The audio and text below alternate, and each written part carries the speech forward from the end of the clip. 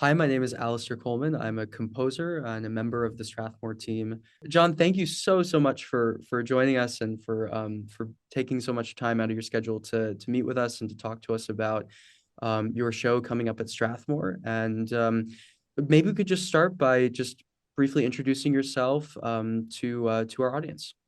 Okay. Yeah, my name is John Hodian. I founded something called the Naghash Ensemble about 12 years ago now.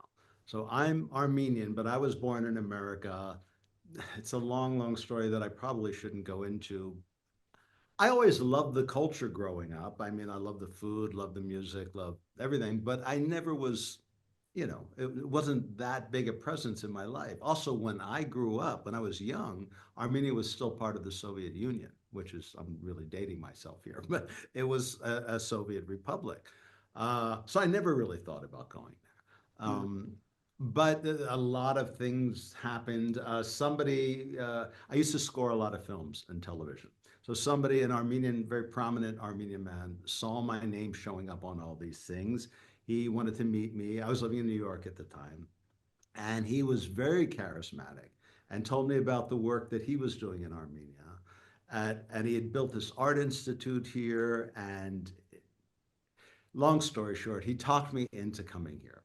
And I came here and just kind of fell in love with the place and with the people. And I grew up with a lot of Armenian music, but I wasn't really experiencing it full on the way you would if you grow up here. Armenia has certain instruments. Duduk is a quintessential Armenian instrument, like very haunting, very beautiful sound. You don't see many duduk recitals growing up outside of Philadelphia as I did. So again, I was aware of all that music and heard a lot of it growing up because Armenians tend to be in these very kind of close-knit families. We had this huge Armenian family. There are big Armenian communities in Philadelphia where I grew up and in New York and Boston and Los Angeles especially. But again, coming here was really different. Hmm. And then I heard somebody, they have all these incredible monasteries outside of the main city of Yerevan. Once you get outside of Yerevan, it gets pretty, I'll say sparse, which is the generous term, I guess. There's not much out. I mean, Yerevan is a very cosmopolitan and wonderful city. And it's very interesting because it's kind of very European in a way, but also got that Middle Eastern thing. It really is kind of a gateway city to the Middle East. But once you get outside, there's not as much, except they still have a lot of these ancient monasteries. One of the biggest things about coming here is the way people's attitude towards their history is so much more profound than what I, as basically an American, Armenian American, but basically an American, grew up with. You know, in America, you grew up, oh, this is 200 years old. This is like really old. And then you go to Europe for the first time. This is from the 1500s, this castle, this dynasty. But in Armenia, stuff dates way back, and the people are very aware of it. You know, they date their history back to the Urartians. So you're talking about 900 BC when what was then Armenia was a huge chunk of the world. Um, of course, their whole history has been one of just being completely shrunk down until you have the genocide in the early 1900s. Anyway, I came here and I was in one of these ancient monasteries. I didn't think anybody else was there. And I suddenly heard this sound. Somebody was singing.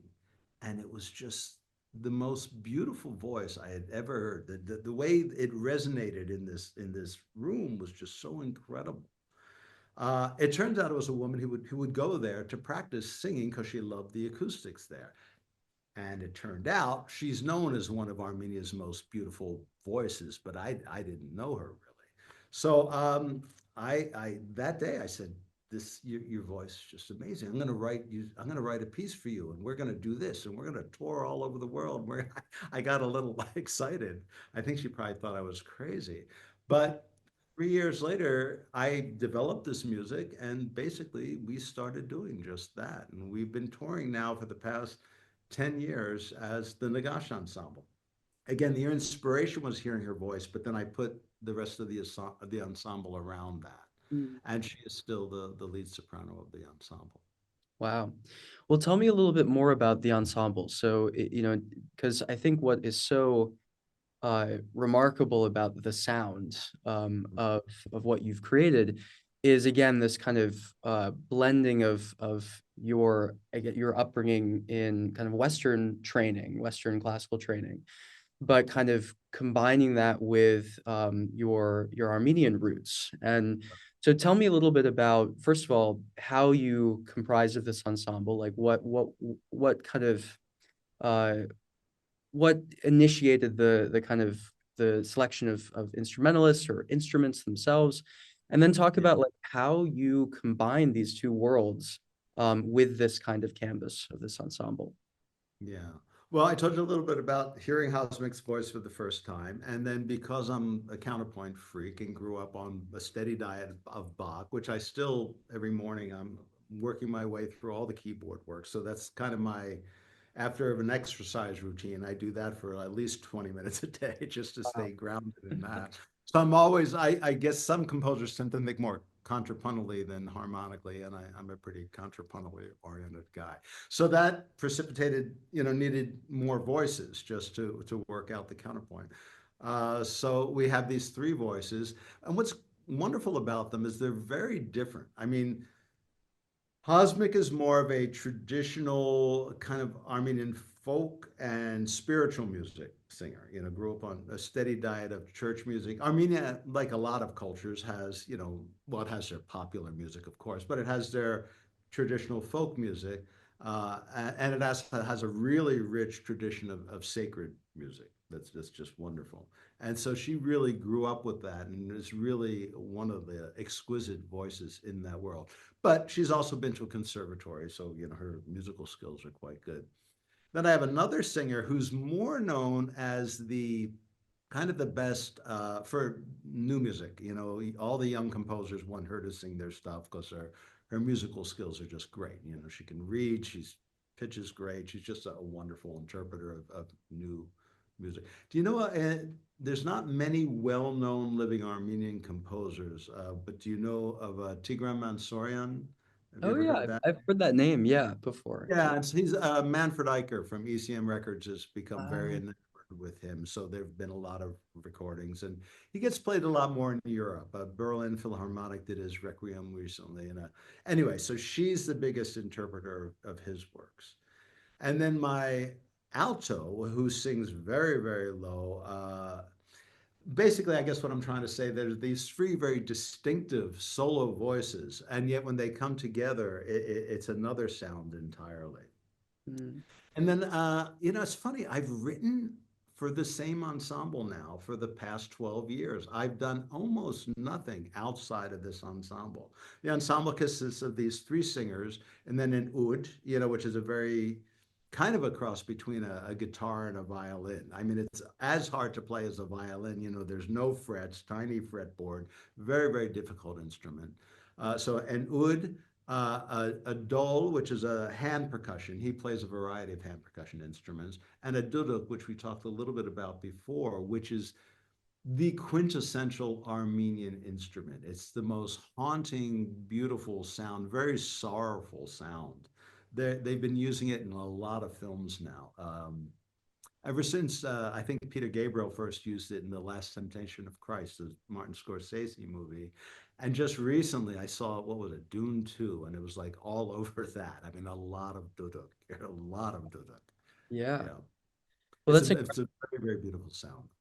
yeah, that's really incredible. And in terms of, again, thinking about, you said you grew up on a steady diet of counterpoint growing up and you love playing Bach. And talk to me a little bit about how you write for these instruments specifically. Do you use, Western notation that we know from, playing on piano and violin, or are there specific things that you have to communicate so that you write well for these instruments? Yeah, I mean, I do, everything is notated. There's very little improvisation. There's a couple of moments that there's room for improvisation, and there's always the question of interpretation and even the way you would use embellishments in Baroque music or something. They are free to do some of that stuff, and that's wonderful. Uh, I grew up on a real, I was talking earlier that it was a very tight-knit Armenian community. So like every record in my father's collection was Armenian music. That's basically all I heard, and Armenian music in the church and Armenian music at weddings and funerals and everything else. So that's basically all I had in the home. But then again, my training was in Western classical music, pretty straight, Bach, Brahms, Beethoven, all that stuff. And then when I went to school for music to study composition, came into contact with new classical music, a lot of contemporary music. And for me, the radical thing at the time, which we were talking about earlier, were the minimalist guys: Phil Glass, Steve Reich, Terry Riley, John Adams were coming on the scene. And they were a big influence on me. But I grew up in Philly. Now in Philadelphia, you're going to hear a lot again, when I was young, it was maybe Motown and stuff like that. And also the sound of Philadelphia was a very distinct popular music style. And then, of course, there was gobs and gobs of hip hop. And if you're not affected by that, I don't know, you're just not paying attention. So the stuff I'm doing is very naturally, I think. It does sound Armenian, and there's technical reasons for that, the way it tends to be more modal than major or minor, and tends to be in a lot of asymmetrical time signatures, and very, very rhythmic, in terms of having a very steady pulse. I think though it's as much Armenian as it is, Western classical. That especially early, like a lot of pre-Bach polyphonic vocal music, madrigals, all that stuff. I was always very, very into that kind of early contrapuntal writing. Uh, but then combined with what I was hearing in terms of new music techniques that were new again when I was your age, and hearing all these minimalist guys, was people like Steve Reich and Philip Glass did have a very big effect on me. And then a lot of contemporary music, contemporary popular music, or contemporary singer songwriters, stuff like that.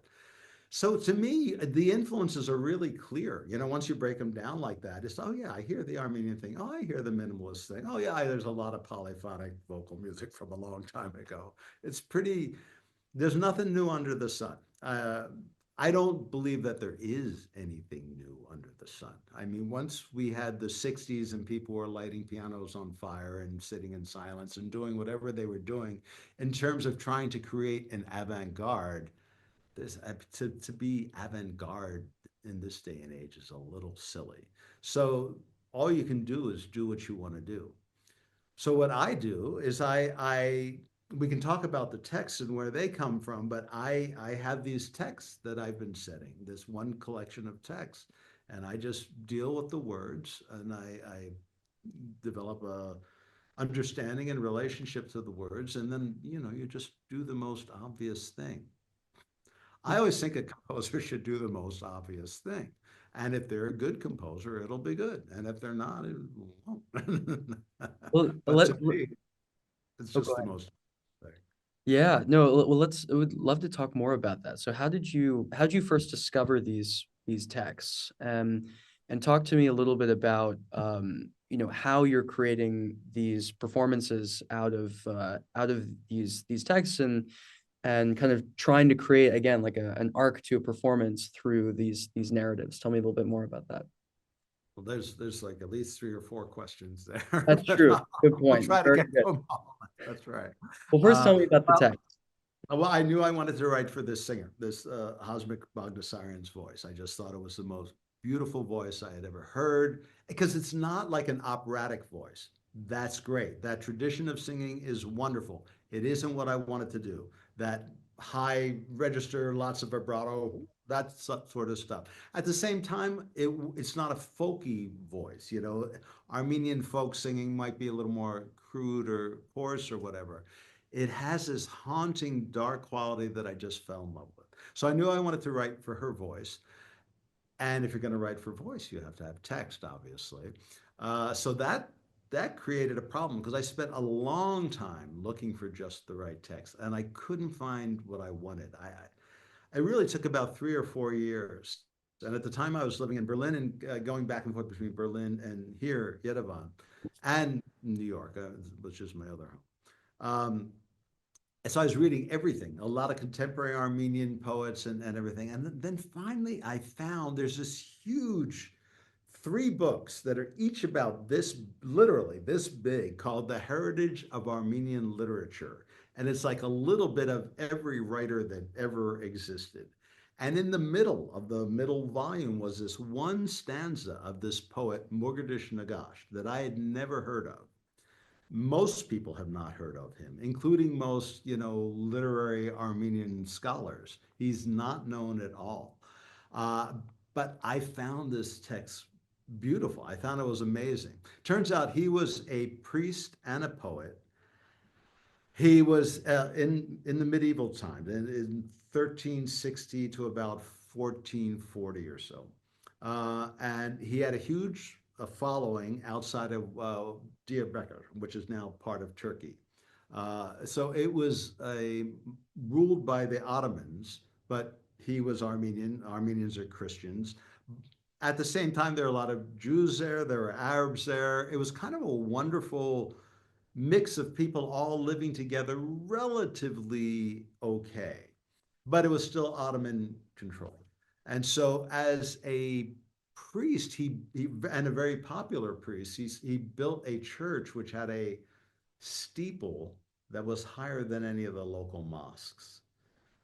This did not go over well with the authorities, and he was told to take it down. He refused to take it down.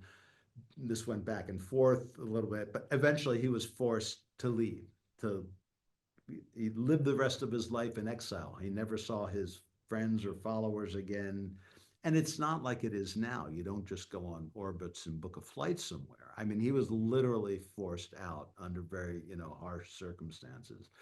So all he left behind were these 15 poems. And they're kind of like a summation of all his thoughts of a life of being a priest and a poet. Uh, and you have to realize that at that time, 1300s, 1400s, poetry was a big deal. They didn't have movies, they didn't have television, didn't have radio, didn't have internet, they didn't have anything.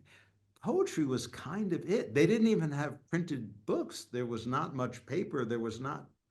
Uh, Poetry was a way of spreading information and spreading. It was part the news, it was part spiritual guidance, it was part entertainment, it was all those things wrapped up to one. And it was a performance art form. I mean, a lot of times these works were performed, they were chanted, they were recited. A lot of it was probably sung, although we don't know what the melodies were like. So it was a much, much bigger deal than we can imagine. Like I said, it was kind of like the news and movies all rolled into one. It was all they had. Anyway, so I found these texts, and as I said, there are only 15 of them. And I remember thinking, well, which one am I going to set? Over the course of 12 years, I ended up setting all of them. And that is the bulk of the repertoire that we play. Is this, again, music that I've created in the last 10 years or so to these ancient medieval Armenian texts by this exiled Armenian poet. Sounds very esoteric, but I don't think it comes across that way.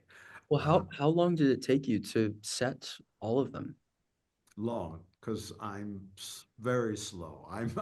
The music. You've heard some of the music, and the music is fairly straightforward in a lot of ways. It's very tonal, very rhythmic, but I am very, very, very slow, and I rewrite constantly. I mean, writing, as you know, you're a composer. Writing is rewriting, but Right. I really rewrite, and especially when you're working in a very tonal world where there's kind of nothing to hide behind in a way, and it's like Wittgenstein said. What was his famous quote that? What is that thin line, that delicate sense of adjustment, which is beauty.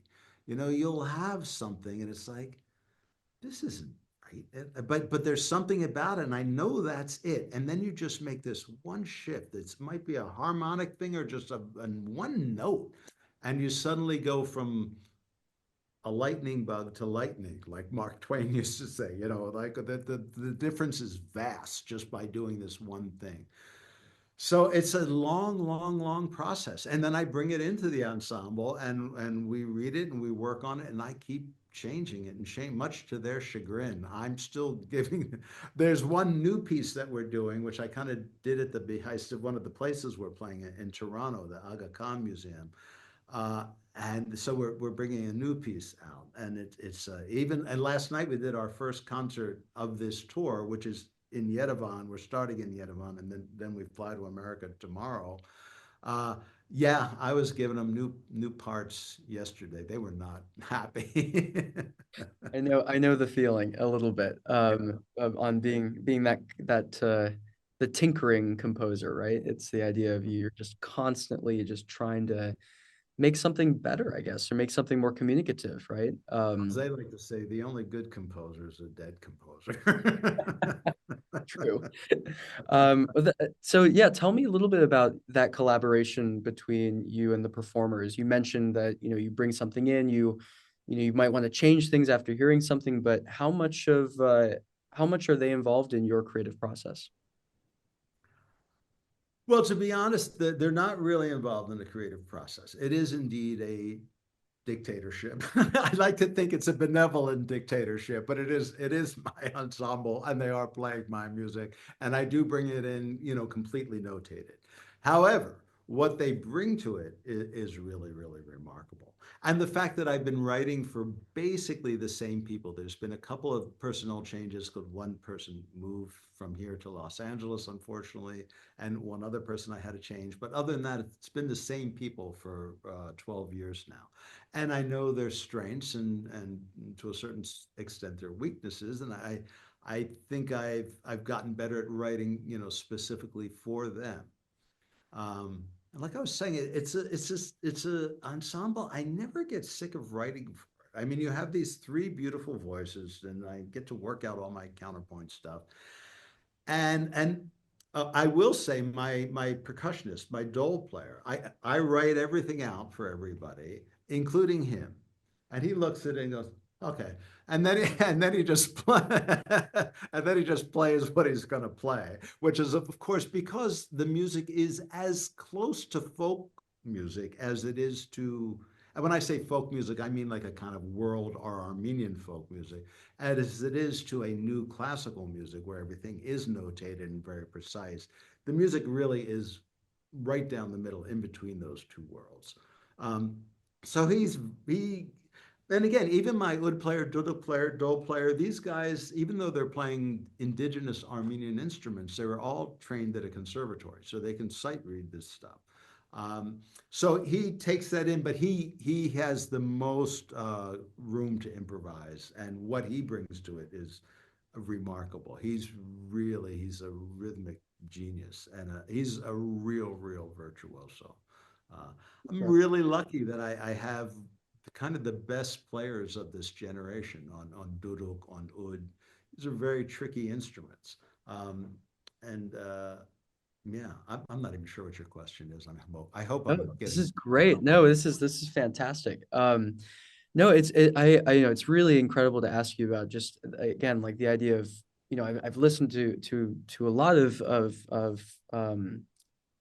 recordings of performances online, and it's really cool to just to talk about the process of like how these things actually happen, because I loved how you talked about the idea of it living kind of in that kind of middle world, so to speak, and it's interesting to see how those traditions, even though it's drawing from all these different influences and traditions, that also trickles down to how the music is made and how it's actually produced, which is really really cool to listen to in some ways. But I also wanted to ask you, unless you wanted to add something, but No, I was just going to say one of the things I'm most grateful about being here is that people have embraced it. I mean, I thought you could either take the attitude of like, oh, this guy's Armenian, but he wasn't born here, so like really, he's kind of an interloper.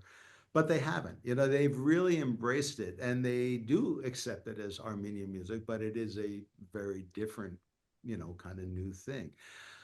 I will say the new music, new classical music of Armenia is pretty stuck. It is a post-Soviet republic, and their still kind of in that, like we were talking about, I think before we started recording, about this avant-garde world that I grew up in, of this very atonal, everything's not rhythmic, everything's very experimental, so on and so forth.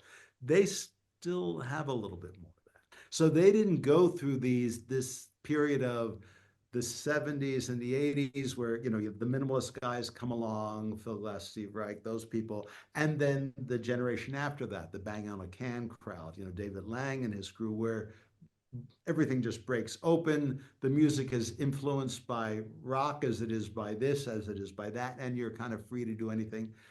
That hasn't really hit here yet. So I think what I'm doing is a bit of a breath of fresh air for them, and that's kind of great. We were talking about Tigran Mansourian earlier, and there's two things he said. I'll tell you two stories. I'm sorry. When people ask me questions, I know I tend to just go for like 20 This is minutes. great. We love it. It's fantastic. Two things. Tigran Mansourian is probably Armenia's most well-known classical music composer. He's very old now. He's in his 80s. Very dignified man. Wonderful man. His recordings and his music is much better known in Europe than it is in America. I don't think he's played too much in America, but he has played pretty much in Europe. So when I first encountered him, we were introduced, and I gave him it was right when I was starting the ensemble. And I gave him this little, one of the first test recordings I was done, just to kind of see what I was doing. I was curious to see what he was going to say about it.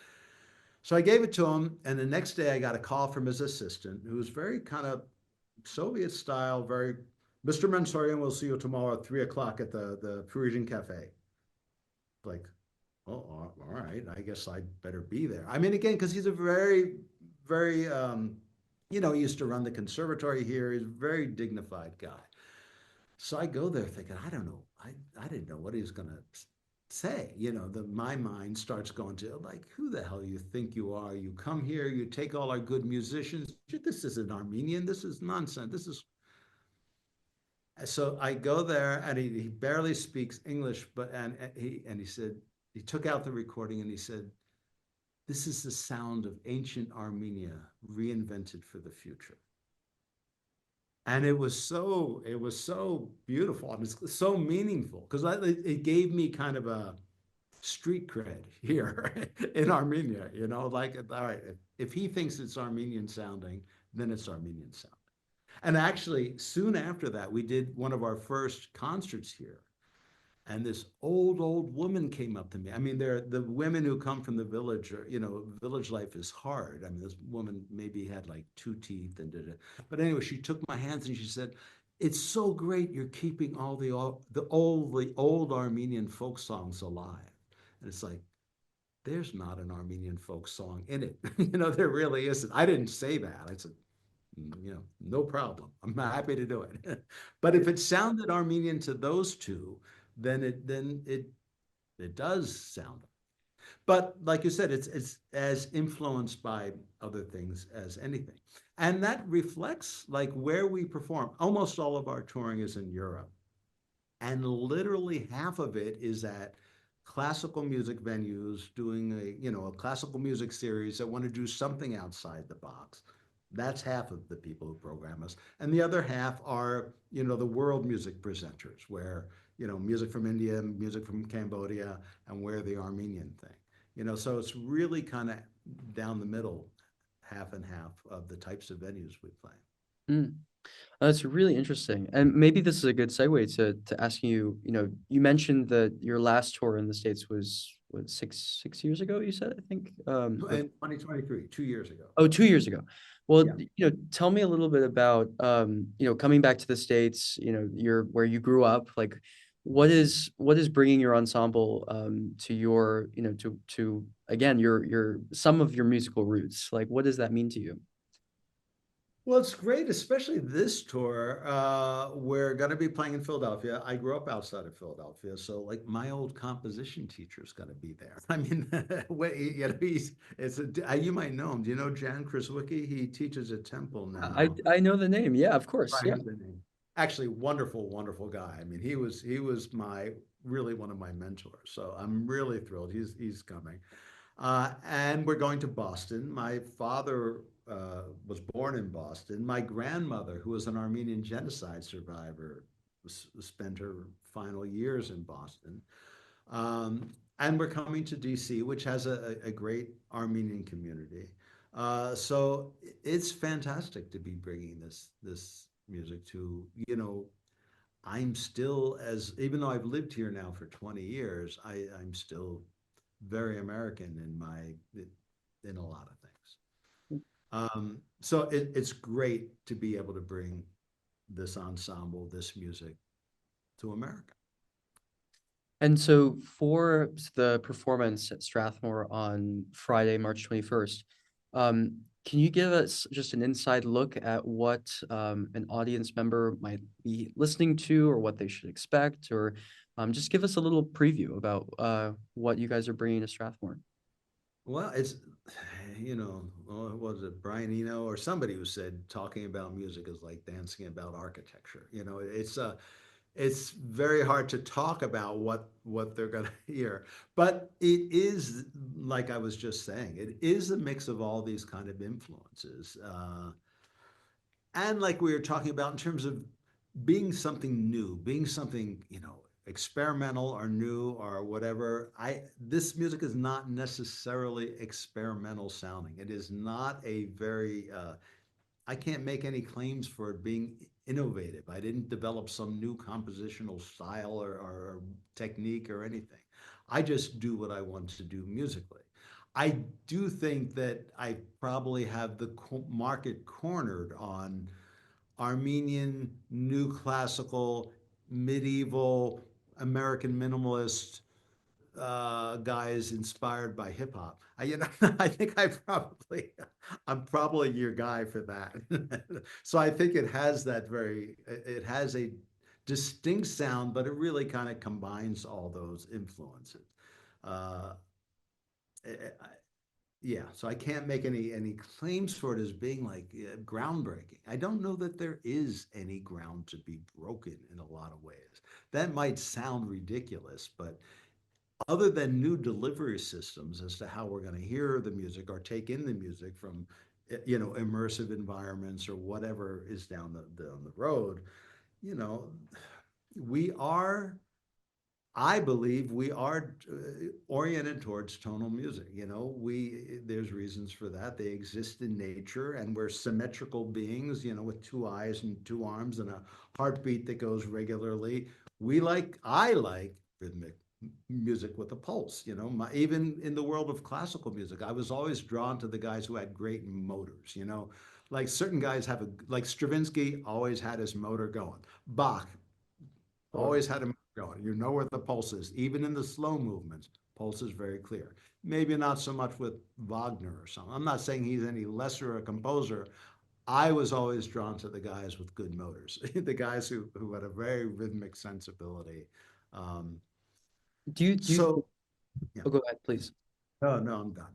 No, do you think that again, that kind of desire for a motor, some kind of pulse through the music, again, in some ways was, that sensibility being influenced by, you growing up with Armenian music, which you said has a very kind of rhythmic identity to it. Very much so. Again, very much. The basic music, even in the wedding bands or whatever, it's still like asymmetrical meters and it's still rhythmic and it's still funky as heck. And it's in these weird modal things. So my music definitely smacks of that. That's what I grew up with. It's my DNA. Um, So cool to talk to you about this. Talking about influences, you know, what advice would you have to, a young composer, me included, about, because I think it was something you mentioned about, these just amalgamation of influences that, you grew up with, but also just being in Philadelphia, all these different musical influences. Um, I think a lot of the it's even more challenging as a young composer in some way to kind of search through all of these different influences because they're so accessible to us, and the tools that we have available to us are so expansive. What advice would you have to somebody who's kind of on that journey right now of trying to find, what lights their fire in some way? This is a topic I could talk to. You said so many things just now. One thing you said is it's very challenging, and I understand that, and that things are so open, and there's any you can do anything. But again, when I grow up, and it's a very different generation. I remember driving to New York from Philadelphia, hoping to find a book that would talk about jazz harmony, or talk about world music, or talk about something like that. Now everything is completely at your fingertips. And like we were talking about earlier, I'm of a generation where it was much, much more dogmatic in terms of Boulez, Stockhausen, Milton Babbitt, these guys were God. This is what we did. There are rules to writing music, and these are the new rules. And even Copland, Bernstein, all that stuff was frowned upon by the academic avant-garde. Thank God most of that attitude is largely gone. So, growing up now, studying now, I can't help but think it's so much more, it's certainly a much kinder world. It's a much more benevolent world. My main composition teacher when I was growing up, he would say, if I had any two notes that had any tonal relationship to each other, or anything that had a smack of a regular pulse, he'd go, why, you write like a baby. He was European, so he had this accent. What do you think you want to be Beethoven or something? This is baby. You're like a baby. We did this already, Everything had to be very. Now, the only thing you can do as a composer is follow your nose. Do what you want to do. I mean, nobody's asking you to write music. Well, maybe you've had a lot of success. You're getting commissioned and whatnot. So people are asking you to write, but the world doesn't really need it. So, and no matter how good you are and how accomplished you become, it's never gonna be that world of Taylor Swift where it's a big commodity in any kind. So you better love doing what you're doing and do it because you really, really want to do it. I mean, I really do it because there's something scratching that I'm scratching at to get to that is a music that it's this world, and it is the world I inhabit, of this world of kind of Armenian sounding, kind of classical music. It was a world that nobody else was really doing necessarily.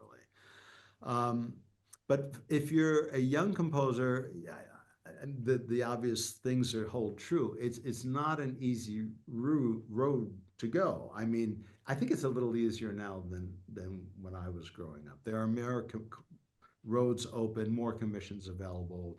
The Met's doing like nothing but new operas now. It's fantastic. It was not that way when I was your age. So in some ways, it is easier. At the same time, it's a very, very, very hard road. So you have to be very committed to it. You have to absolutely, I was going to say love it, but you don't always love it. You probably know as a composer, it's not a state of bliss. It's at least for me, it's not. Maybe, Mozart would talk about, oh, the music just flows like oil and it's just kind of, not for me, man. I'm working. I'm working at it. And I'm working at it every morning for like good 4 hours, and that's my writing time. And some days are good, and some days I spend my time erasing everything I did for the last 2 weeks. So that's just the way it is. You have to love it. You have to really want to do it. Um, yeah, because Yeah. it's not like, I look at my plumber and he's got it made. I can't get him to come sometime. He's very in demand. As a composer, I don't know that you're ever going to be as in demand as my plumber is, or a doctor who's a specialist in something, or it's tricky business being a composer. And I'm talking about a composer of art music, whatever that might mean in this day and age. Not film scores, not video games, so on and so forth. Hmm. Not dismissing those as anything of a lesser art form. I'm just saying there's not as much of a demand as there is for those things. Right, absolutely.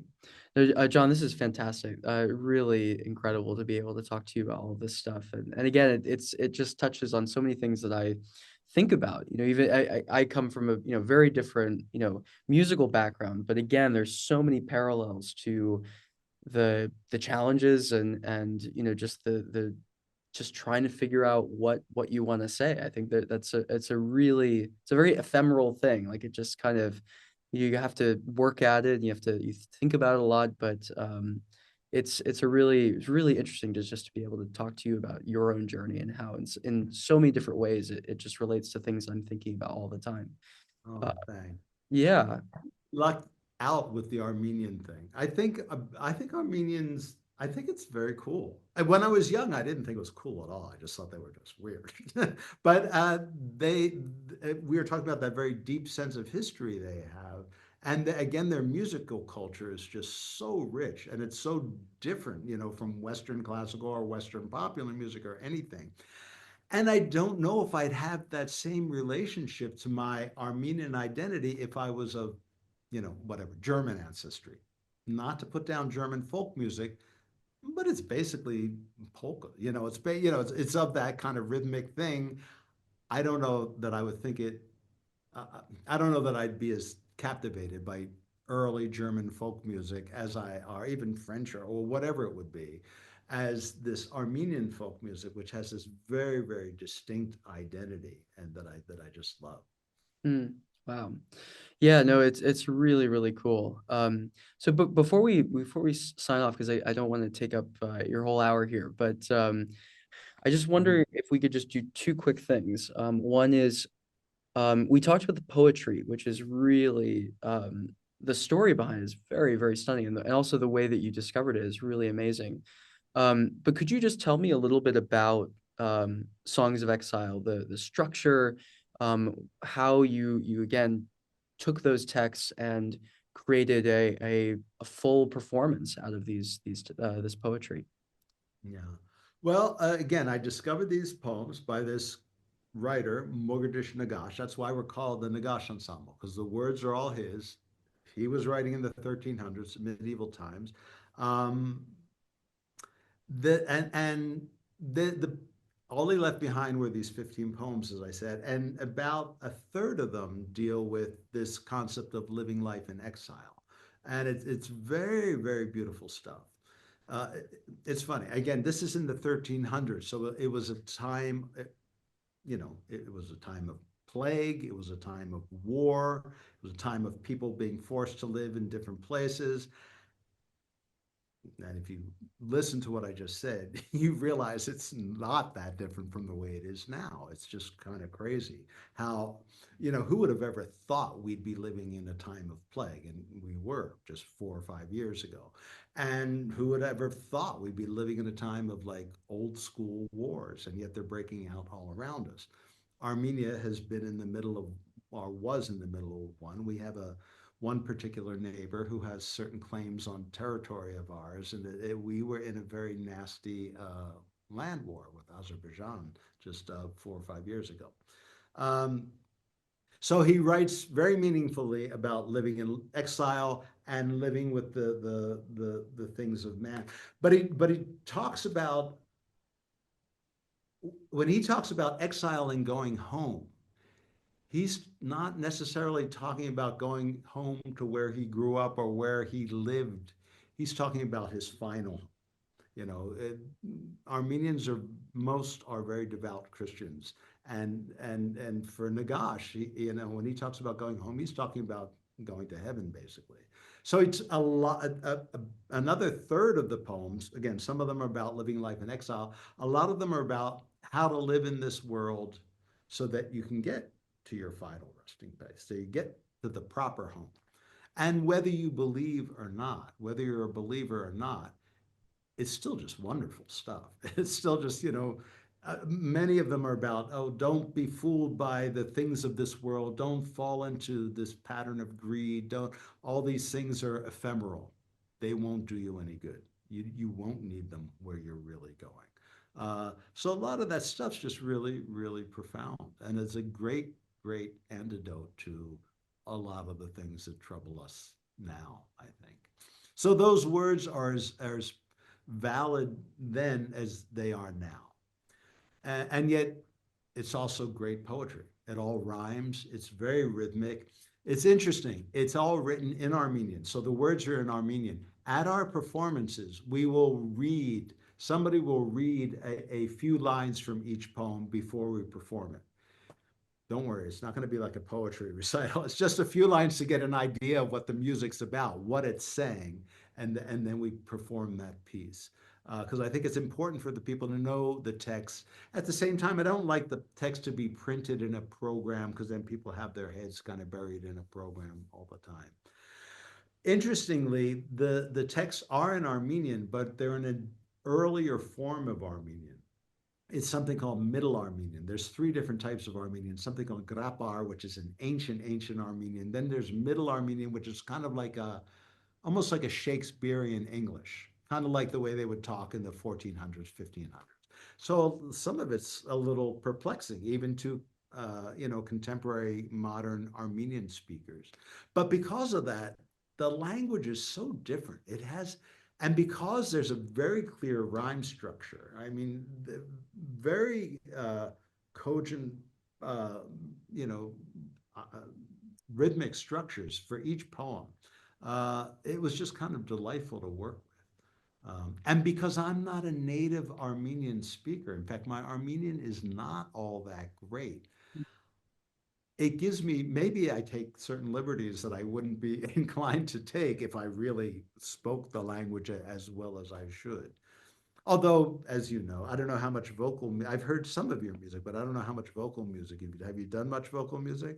A little bit, yeah. I mean, working with text, it can be so freeing, even though you're kind of defined to a certain kind of level of parameters in a way. Right, because you're working with the natural prosody of the text, and yet if you look at since the time text and music, you look at Baroque vocal music and you look at Handel and all melismas that makes no sense at all the way he's setting the text. So I give myself plenty of liberties to get away from the natural prosody of the text. It Mm. starts out there, but then I let it go in whatever direction it's going to take me. Wow. No, it's really incredible. And in terms of like, can you just talk a little bit about just like the imagery and the stories, if there are any in the text themselves? Just talking a little bit more about just some little vignettes, if that's Sure. Like I said, some of them are these very haunting poems about the hardship of living life in exile, which Nagash had to do. How I pity the poor exile. He's like a single bird who's departed from his flock, and I'm just picking like little fragments of one of the poems. So a lot of them are that very poetic thing about living life in exile. And again, when you look at the world and all these political refugees that there are uh, that still exist, obviously. Uh, and like I said, some of them are more like songs of wisdom. I've kind of broken it down into songs of exile, some of the songs about living in exile, and songs of wisdom. How to live in this world so that you live a more elevated life, basically. And a lot of it is based in Christian beliefs. I like to think of it as the good side of Christian beliefs, whereas whether you're a believer or not, in a literal biblical thought, yes, treat everybody with kindness. Yes, help the poor. Yes, be loving towards your fellow man. Yes, embrace if someone's homeless, share with them. This is basic stuff that Nagash talks about a lot. Um, so, yeah, the poems to me are very, very meaningful, very, very beautiful. And again, they have this very great rhythmic structure that because it was a performative art, because in his day, that is how the texts were communicated. There Mm. were not mass paperbacks of his poetry. There were people that would recite this stuff. So it has this inherent physicality to it that's just wonderful to work with. Wow. Well, John, thank you so much. This is incredible to talk to you about your work and this performance that's coming up at Strathmore on March 21st.